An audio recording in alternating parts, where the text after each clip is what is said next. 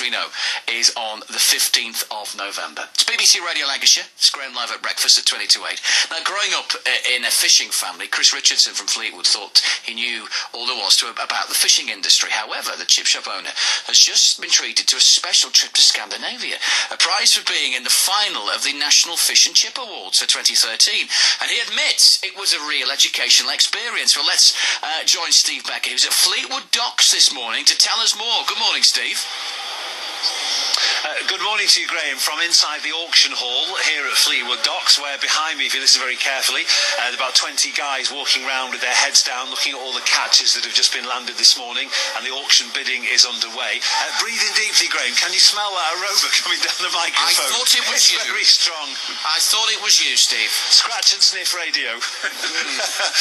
Good morning to you, Chris. And first of all, congratulations on the award, Northwest Chippy of the Year. The prize, that's great in itself, but the prize, you've just been telling me, has proved so interesting, or part of the prize, the trip to Norway, and you've brought back so much information, you hardly know where to begin, which is going to inform the kind of mission that's going on here at the moment, and the way you run your business. So what have been the highlights of your trip? Probably seeing the processing on the trawlers, and how it can be caught and frozen and sort of produced online, especially like I was speaking to one of the trawler owners who's having a new boat built, where by next year we'll be able to email the trawler with our specific requirements, and as they're catching it they'll be able to put that to one side for us, rather than us having to search around all over the country and Europe looking for our species. I'll be able to tell them exactly what I want, so that's probably been the biggest movement. So that catch would have your name on it with exactly your spare. Can adjust those, obviously, by email, depending how the business is going, and then it'll go into storage somewhere and be landed here, maybe 4, 5, 6 weeks later, and then you'll know it's coming. Yeah, that's true. So there's no worry about where your next lot of fish is coming from. You've emailed the trawler, you can rest. Just make sure you get enough at once to keep us going. Now, what are the lessons have you brought back? Clearly, the Norwegian industry is on a vast scale that Fleetwood can no longer match, maybe once in its heyday. So the other main things you'd say, well, here's a vital lesson that the industry in Norway practices that I could perhaps bring back or ripple out among colleagues here?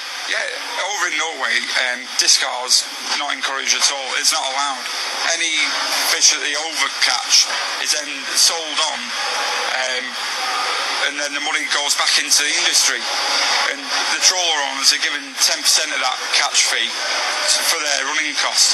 So long term it allows the scientists to know exactly what's left in the oceans and the seas, where here, when the discard's just been thrown back into the seas, they're not getting a true figure of what fish is still around. You thought you knew a lot about the fishing industry, didn't you, from a lifetime of doing it, but has it really been an eye-opener for you? You simply had no idea what was going on another side of the sea. I've not showed for the past week telling people all the different parts about the trip. Just the simple thing on the trawler, how the water temperature can affect what fish are catching, the depth of the nets can affect what species that we're catching.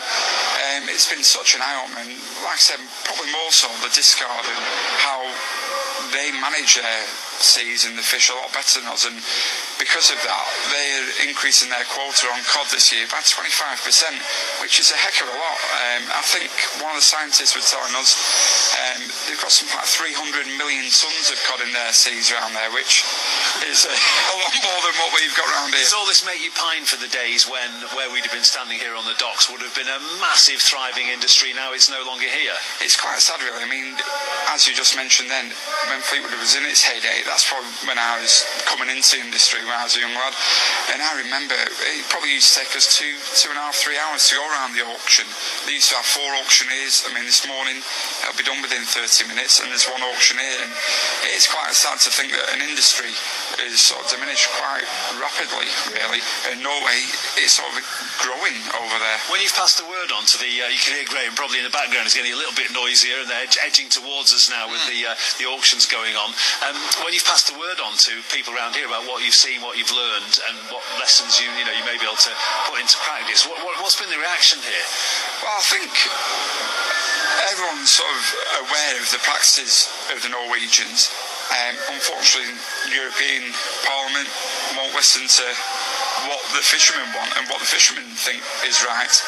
But I think because of that, more people are going to be inclined to buying from Norway now, because the stocks are a lot healthier, and the fish is of excellent quality over there. The sea's a lot cleaner as well, so I think you'll find over the next 2-3 years a lot more fish merchants and fish and chip shops throughout the country will be buying more and more Norwegian produce. Well, Chris, congratulations. I better let you, I know you're here with the members of the family as well, doing the auctioning.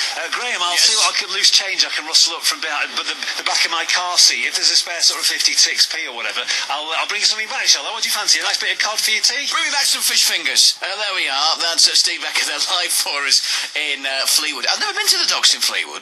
We're in early morning when they're all working there. That smell of fish. Oh, it could have been Steve Becker. I don't know. In his beard.